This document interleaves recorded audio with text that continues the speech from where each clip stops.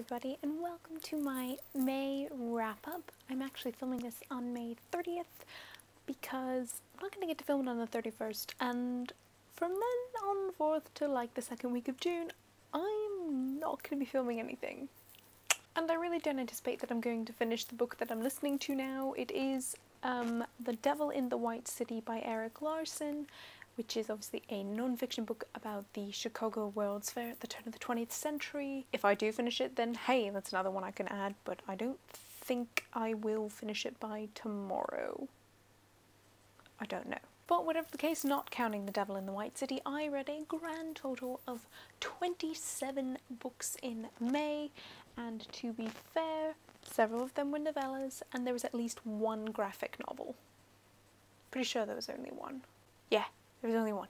As always, here are cover images of the books I think were my favourite for this month. Amazing month for reading. I read some really incredible books. Finally got to read the Throne of Glass series by Sarah J Maas, which I have been dying to read for so long. Definitely a highlight of the month. And also City of Heavenly Fire.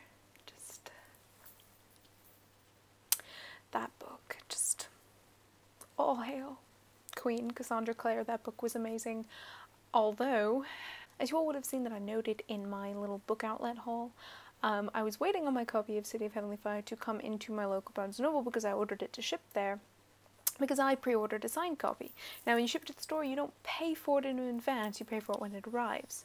As of today, March 30th, a Friday, it has not even shipped out of the warehouse, and they're saying there aren't any left, which really upsets me.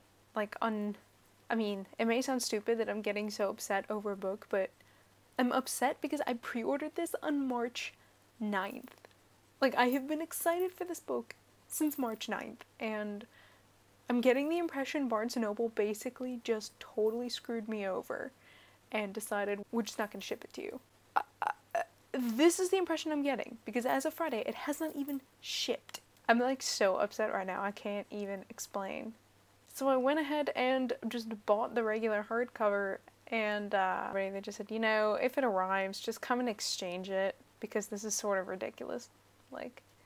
And now I've learned my lesson. I'm just gonna pre-order it shipped to home from now on, but I shouldn't have to. Seriously, I shouldn't have to. But whatever. But yes, I have it. You can't see it. It's on my shelf. It's behind the Bone Season and the Throne of Glass and that little piles where my model instruments are all stacked. You can probably see City of Bones peeking out of the top. But it's huge and lovely and sitting on the bottom. And that was a definite highlight of the month. I tore through that book in like 2.5, 3 hours. I mean, I power read this thing. I don't even know how I read it that fast. Granted, I was reading on my Kindle, and I don't have any evidence to support it, but I really think I read faster on my Kindle than I do the actual print book. Maybe it's like that time you'd normally spend turning pages and adjusting your eye to, like, settings of where things are on pages you don't have to do on a Kindle. You can just, like, I don't know. That's what I'm gonna go with, because that's the only logic I have in that situation. But outside of that, June is looking like a really good month for reading. I know that. Obviously, I'm going to start by finishing Devil in the White City by Erik Larson. As you can see, this is the actual book. I do actually own the book, even though I'm listening to it. Sometimes with non-fiction, it's easier for me to listen to it than to read it, so I'm sort of trading off in this case. I will next be finishing Knightley and Son by Rowan Gavin. Also, I had not intended this, but this takes place in London, and this is the bookmark I'm using. Like, totes appropriate bookmark. I think it's fabulous. I'm easily amused, if you can't tell. I have, as you can tell, started this one, and it's very good. It's very funny and odd.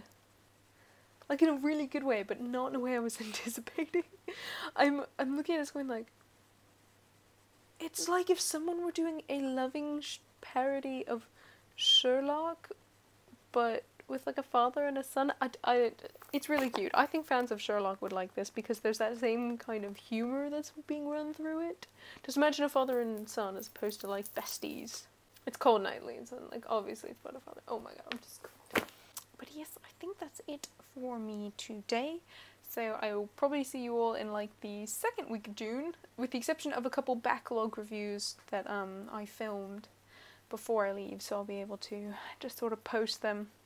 Yep, nope, I'm totally out of things to say, so that's it for me, you guys, and until next time, cheers.